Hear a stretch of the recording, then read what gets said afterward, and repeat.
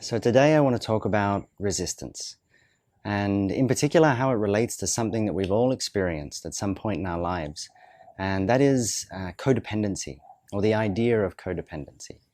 Now, when I say codependency, a lot of you may think, oh, that's something to avoid, that's something to heal, that's something to overcome, that's something that we don't want to experience, it's not healthy for our relationships. And I'd like to offer you an invitation to look at it a little bit differently. You see, we all go through codependence at the very beginning of our lives. When we're infants or babies, we are utterly dependent on our parents and our family or our tribe to be able to survive. And because this is embraced as a healthy part of our development, we are able to grow through this into independence when we're in our early teen years, right through to our late teens and maybe even early 20s. We're in independence. And somewhere in our late teens and early 20s, we learn deeper how to relate to our tribe, our community, our peer group, our friends. And here we can, if guided in the right way, move into the experience of interdependence, where we can come back into healthy relations with other people and be able to rely on others. So why is it then that in relationships we have such resistance to codependency? Whenever we think about codependency in relationships, our immediate response is to feel like this is something that needs to be healed. That's something that needs to be overcome.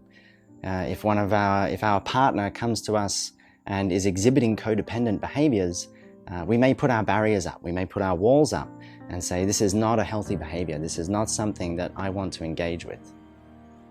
What if the experience of codependency was actually a natural part of the evolution of any relationship?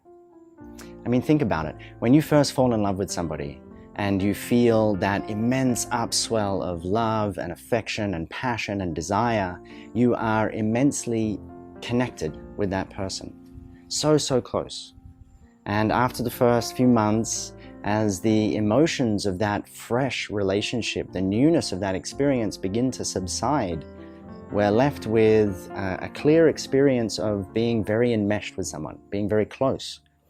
And we look at that and we say, that's a codependent tendency.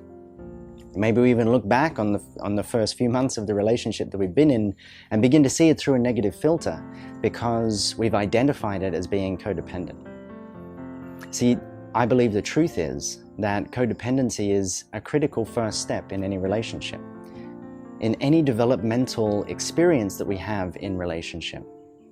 And if we allow it, if we embrace it as what it is, a first step, then we can be allowed to move through it in a healthy way, rather than trying to heal it or overcome it, being in resistance of it, which of course only causes it to persist. What we resist persists because we're giving it our energy, our attention, and it allows it to grow, or at the very least hides it in the shadows so that it impacts us at a later date.